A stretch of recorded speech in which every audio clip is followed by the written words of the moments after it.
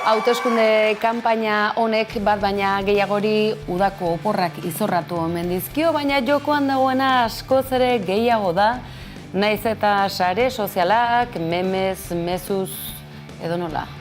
Gauzak konplexu daude eta horri ere begiratuak gertutik eman beharko zaio argi. Badakizue zer behar duen Euskadik? Los comicios se celebrarán el domingo 23 de julio, de acuerdo con los plazos que establece. Eta kitxo! Kitxo! Argi, demokratikotzat jotzen dugun joko honekin. Buenas.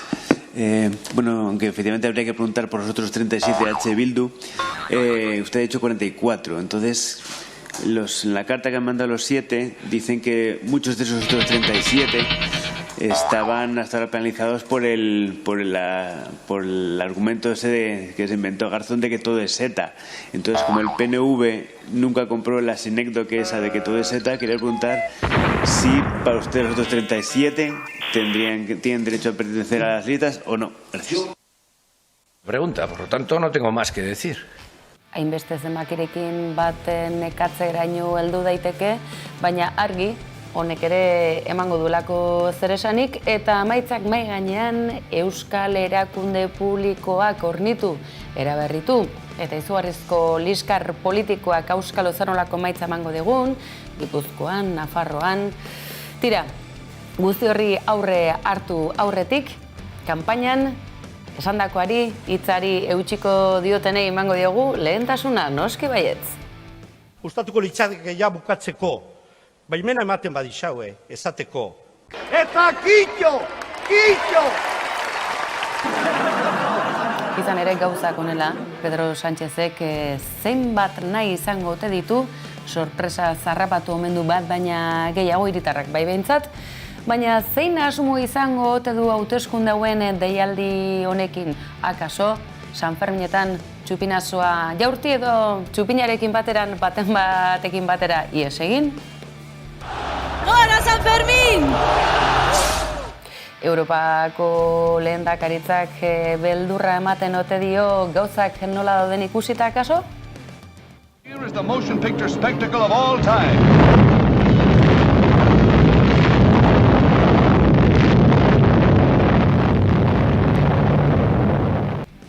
Ote daki Feijóok ingelesez, auskalo, hainbat galdera, hainbat aburu, tira, eta bide horretan zer esango dizuegu ba. Baten batek akaso pentsatuko du, nik boto hau eman badiot honi, pentsatuz hau ez dela aterako, baina ondoren honek hartuko badu agintea, nik nahi ez dudan honen babesa nola baita hartuta, eta konpromiso batzuk, tira, badakizu ezertaz ari garen, ezta? Oye, ¿cuándo se acaba el recreo? ¿Cuándo dejamos de tomar a la gente por boba?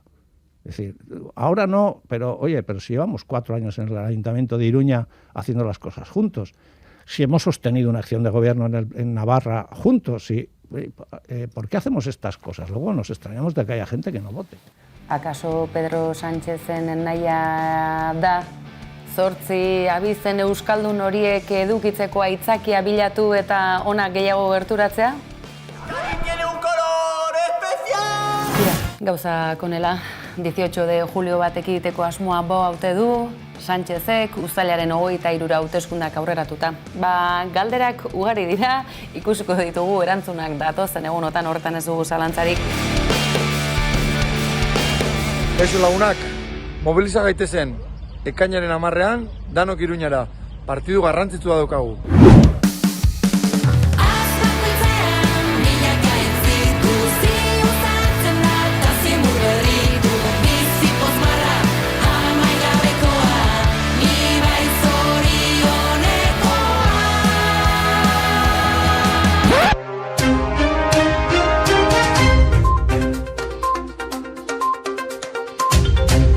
Azkenean Jagoba Arrasateri eskatu beharko zaio benetan Nafarroako gidaritza horri heltzeko, Iruñe, Astitz, Gabon, ze kristo den kontra gertatzen ari da, eta partidaren 80. minutua gaindituta, jakingo ote dugu azkenik eskuinak mantenduko ote duen Iruñeko udala Nafarroako gobernuan horko eskuratu edo noren babesarekin osatuko ote den.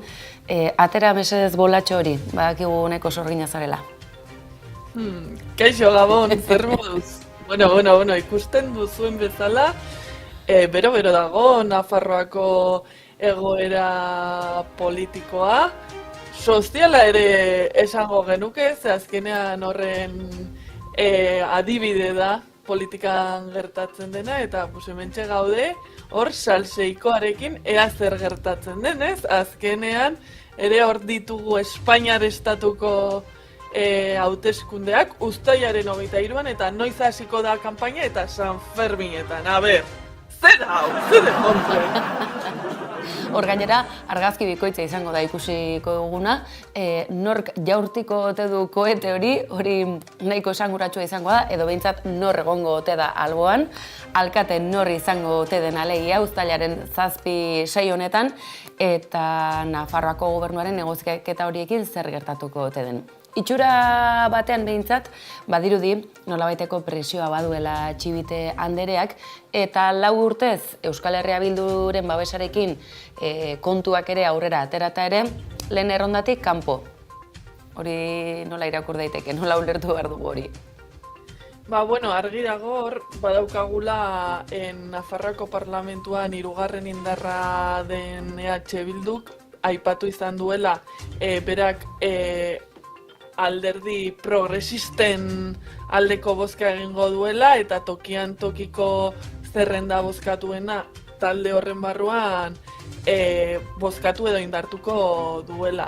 Ze pasatzen da, kasu honetan Nafarroako parlamentuan PSN dela bozka gehien edo kasu honetan parlamentario gehien dituen alderdia, orduan ulertzen da edo ulertu beharko litzateke EH Bilduk babestuko lukeela edo behintzat abstentzioa egingo lukeela Maria Txibite Nafarroako presidente berriz bihurtzeko ekitaldi horretan. Egia da ere hor, nik uste dut askok ziurtzat ematzen dutela, baina gauza bat da lehendakari kasu honetan presidente, Nafarroako presidentea izendatzea berriz Maria Txibite, eta beste bat da agintean mantentzea, ze izan ere, EH Bilduren bozkak beharko ditu, geroa bai Kontigo Zurekin eta PSN berak bozkekin neurriak eta hartzen diren legeak eta aurrera ateratzeko.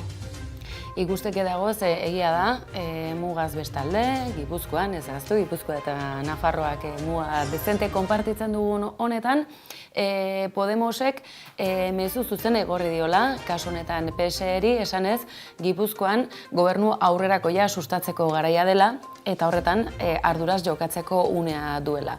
Ikusteke beraz, zer nolako bidea egingo duen, Nafarroako alderdi sozialistak bide horretan, Nafarroako gobernua mantentzeaz aratago, zer gertatuko ote den Iruñako udalean. Argi dagoelako, gehiengo zabalak eskuina ez duela nahi, UPN ez dela nahi bertan, beraz, Ibarrolaren hautagaitza nolabait alde batera utzi nahi dela, baina horretan zer gertatuko ote den ikusteke. Iruñe, asko gustatu zaigu Koldo Martinez, geroa baiko hautagaiaren posizioa. Maiatzaren 28an igande horretan bertan, Twitterren ikusi genuen, Joseba Asironi besarkatuta, tragoa eskutan, urrengo alkatearen ondoko gisa bere burua aurkezten kasi-kasi, baina azken orduotan ikusi dugu nolabaiteko ardura jarrera batetik. Ezta esanaz, tira, Asiron ateratzeko nahikoa babesik ez badago, beharrezkoa bada ni sakrifikatzeko prest, eta izango naiz, Iruñeko alkaten, ez eta 27 zinegotzietatik 3 soilik izan, bera aintzat hartuta, bera eta beste bi, alegia. Hori da, bai, niri grazia egiten dit. Hasteko irudi horrekin batera nik hor buruan dudana da zer izan zen lehenago match, Asironen kanpainako bideoaren gatik, edo WhatsAppa. Gogoratu dezagun Koldoren kanpainako bideo hori. Gogoratuko ditugu Iruñe, batetik matcha dugu.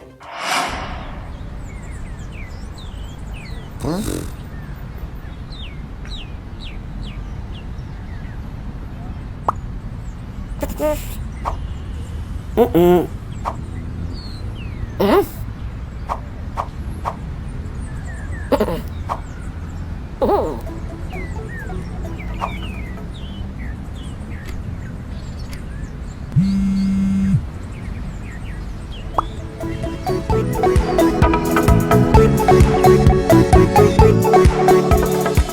bestetik ikus dezakegu, Koldo Martinezek zenolako perlak utzi dizkigun, bere triangelua, WhatsApp zenbakia, Chill Mafia kantari.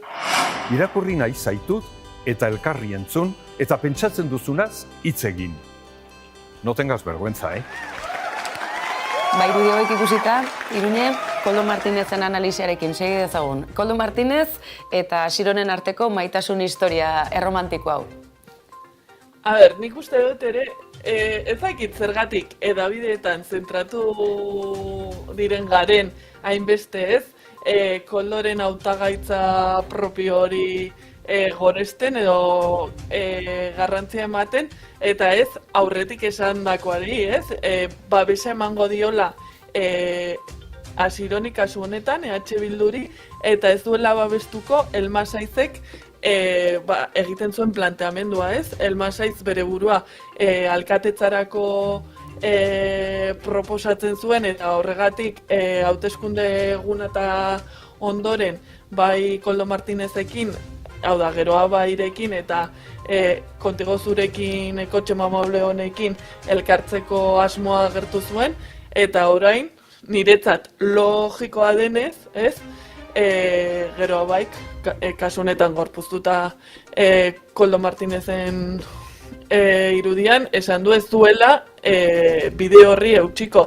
Baina egia da, hemen adostasun batetara heldu behar baldin gara, bere burua aurkeztu duela. Baina ez dakit, iruditzen zait pixkat egiten duela ironikoki, aunque agian berak oso serio egiten du, baina niretzat da pixkat egiten duela kontramemea ez Elmasaizek Twitterren partekatu zuen, ez? Nola EH Bilduk dituen ez dakitzen bat bozka, baina gero biltzen badituzu PSN Geroa Bai eta Contigo Zurekineko bozkak, ez dakitzen bat 1000 gehiago diren, baina eserlekutan zinegotzietan ez da hori ikusten.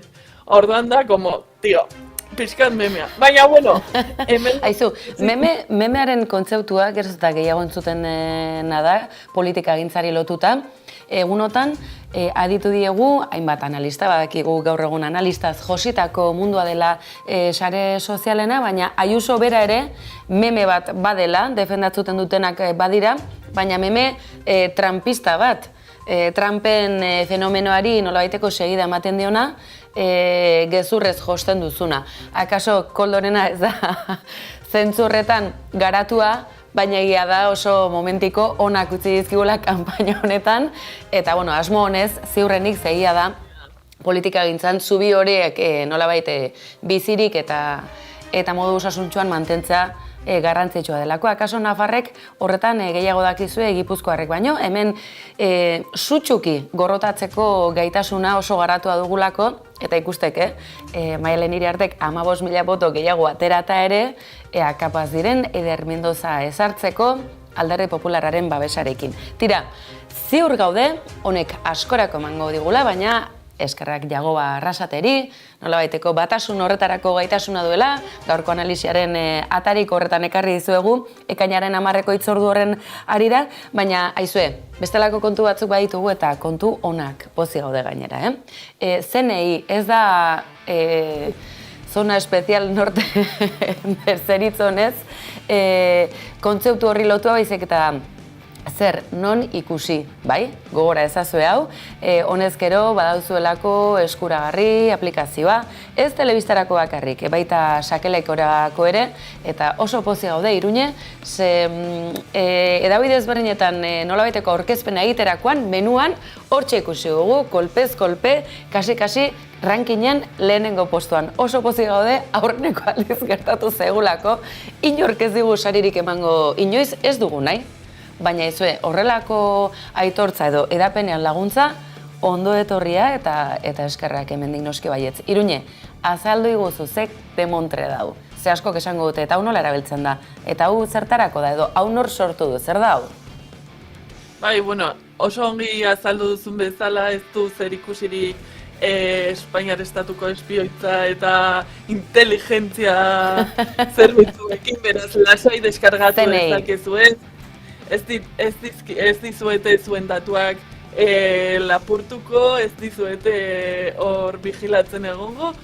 Hau da, sarean euskarazko edukia topatzeko bilatzaile moduko bat horrela oso azkar eginda. Baina zenolako edukia, ikusentzunezko edukia. Izan streaming plataformetan, izan YouTubeen, ze YouTube ere sartu dute.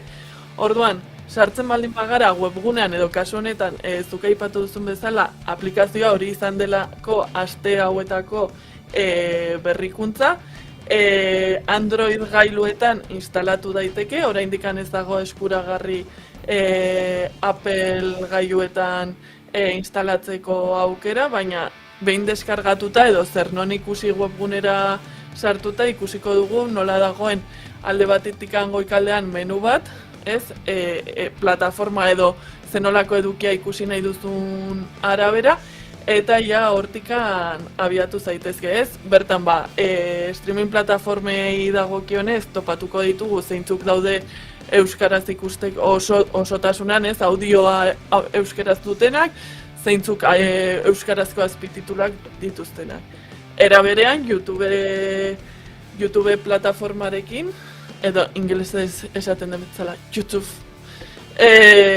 hor aurkitu ahalko ditugu bai erabiltzailea jarrita edo eta baita ere kategoriaka, ez? Hor daukagu aurrentzako musika nahi duzuela, hor ditugu kantak, hor dago Loa eta Laia, nahi dugula programak edo telebista saioak, hortxe dugu kolpez kolpe, nahi ditugula euskarazko eduki sortzaileak rollo blogak eta errezetak egiten dituztenak, hortxe aurkituko gaituzu, zetartean ere nire bideoak egongo dira, nonbait, eta hori azkenen katalogo bat da. Beharrezkoa bazen hau, ezta? Ze askotan, YouTube erabiltzen dugunok, askotan bilatzailean zalantzea sortzen zaizu baita euskaraz ere bilatzeko ariketa hori ere ahaztu egiten dugu, ezta? Zuzenean gazteleraz egiten ditugu bilaketak edo eta ingelesez, batzuk akaso frantsesez, epena, hori ere gehiago egin beharko genuke, baina tira. Gure mugak ere badauzkagu hor eta halako katalogo edo errazte honek akaso ikustaldiak areagotzeko aukera emango digu, ze hori ere bada, gure pandemietako bat, gaitz handietako bat, ikusle kopurua ez dela nahikoa, nahiz eta nitxo bat hor existitu, ez? Baina beste hizkuntzetan kontsumitzen ari den nitxo bat. Akaso gainera, ez jakintasunetik, ze batzutan esan genezake, jo ba, eske ez dakize superprodukzio, ez dakize baliabiderekin egindako zerbait, jo, euskaraz horrelakorik ezin da egin, bueno, iratik hori nolabait demostratu du, baina gauza bakanak dira, baina errezeta bat, gurea bezalako programa aktualitatea zidoari, ez, heltzeko modu bat. Egia da, aniztasuna eskertzekoa dela eta hizkuntza hainbatetan kontsumitzeak aberastu egiten gaituela, ez, eta sendotu kulturalki, baina geurea modu osasuntsu batean mantenduta, ez da. Bai, azken finean askotan esaten da ez, eta orain zentratuta YouTube edo beste sare sozialetako plataformetan ez dagoela euskarazko edukirik, ez dagoela euskarazko eduki sortzailerik, ez, eta de hecho oso garatua dago uste hori ez badaudela, claro, zenbaki handiak direnak dira agian euskaldunak, baina gazteleraz edukia sortzen dutenak, baina izu pagaude euskaraz edukia euskara hutsean sortzen dugunak ere, zenbaki txikiekin, eta iruditzen zait oso garrantzitsua dela, zuk esan duzun bezala, ikusle kopurua ere areagotzeko ez, azkenean honek errazten duena da, euskarazko edukia nahi baldin baduzu. Hemen, baliabide bat, sakerekoan izateko tabletean, ordenagailuan, telebistan, ez? Telebista inteligente hauetakoan, edo Chromecasta erabilita ere instalatu daiteke. Orduan, iruditzen zait, dela kriston baliabidea, euskarazko edukia kontsumitzeko eta euskarazko edukia deskubritzeko ere. Ba, izan dadila urrats interesgarria. Hau, zen, akaso, batzutan oso proiektu handietara jo ernezake, ez da, ekoizleen elkargoak, zinemen elkargoak, ez? Katalunian honezkero osatuta dauden erakunde garrantzitsuak, akaso krisian daudenak eta kezkaz josita, baina bide horretan, plataforma digitalak ahaztu ezkero, jai daukagula, honezkero jabetuta gaude denok, beraz ongi etorria eta noski baietz, gu pozarren, edozein sari baina askoz ere gehiago apreziatu dugulako detaile hau eta gu ere pozarren gaudelako behintzat, eskura izango garelako, hiritar gehiagorentzako, eta izue, emakumeok ekoitzitako saio hauek gainera behar dutela bere bultzadatxoa, beti dugulako eskailera bat gehiago ilotzeko. Bukatzeko, Iruñe, gustatu zait eta sare sozialetan ikertzen zaituztet, gure analistak platora ekarri horretik, aritzen naiz begira, ea sare sozialetan zer eman dioten atsegin dut, zer bertsiotu duten, zerk erakarri dien arreta, eta kasu honetan bukatzeko musika pixka bat, Iruñe, konta iguzu. Berriako edizio digitalan ikusi dugun albistea da, Nafarroara garamatza, baina akaso askorentzako ezoikoa den musika tradiziora.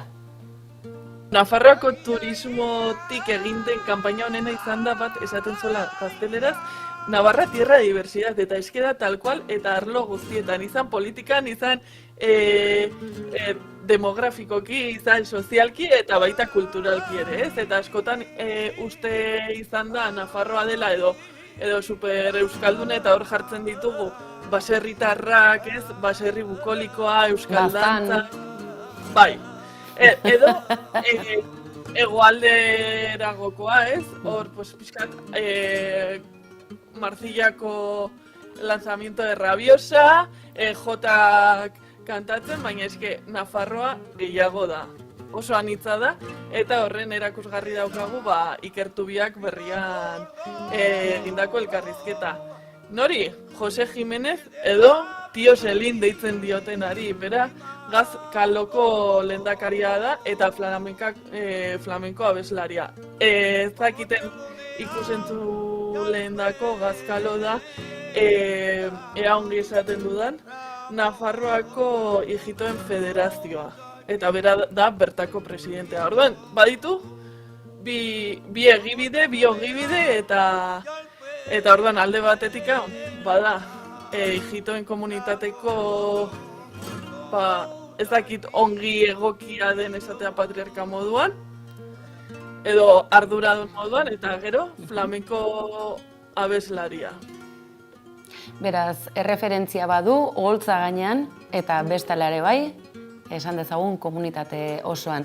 Askok akaso ez dute ezagutuko, baina Iruñean bertan flamenko on fire ere izan ohi da, eta Casa Sabikas ere bertan da, askok akaso San Ferminetan gurutzatuko dute, eta jakin gabe zein izango ote den ere, eta ez da aztekoa, Nafarroak flamenko maisu handiak izan dituela, Nafarrak, eta tira, hori berreskuratzeko aitzakia ederra izan dago Iruñe, ondo iruditzen bazaizu, flamenko doinuekin, esango diogu gaur, adio, gure entzulei, ondo deritzozu.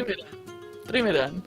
Ederki, erritmo honean segituko dugu eta ziur datorren astean ere izango dugula erritmo bizian datorren politika gintzari buruz hitz egiteko aukera, eta noski, ekainaren 10ko hitzordua, sorionekoak, esku bat, koreografia, hori datorren asterako, bale? Ederki, Iruñe, eskerrik asko. Datorren astera arte, aio. Agur!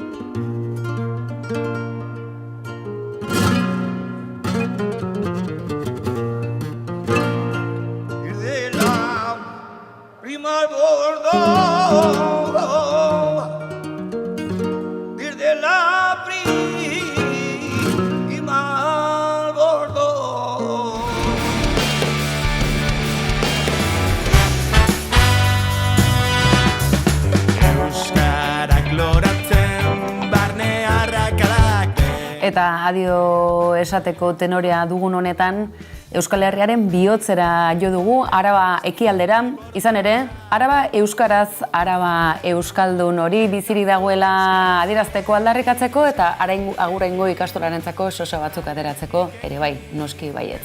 Araba ekialdea, Euskal Herriaren erdigune hori, Araba euskara zen, aurtengo hitzordua, eta musikarekin adio esatea gogoko dugunez, badakizue, erritmo arabar hauekin, gaurkoz besterik ez, badakizue, hemen izango gaituzuela egunero astelenetik ostiralera, kolpez kolpe antenatika eta albistegi zerbitzu azido fidagarri entretenitu, baina batez ere profesional honetan eta nahi eran badakizue kolpez kolperen sare sozialetan aurkituko gaituzuela. Besterik ez, mila esker, beste behin ere hor bestaldean izateagatik gabon pasa.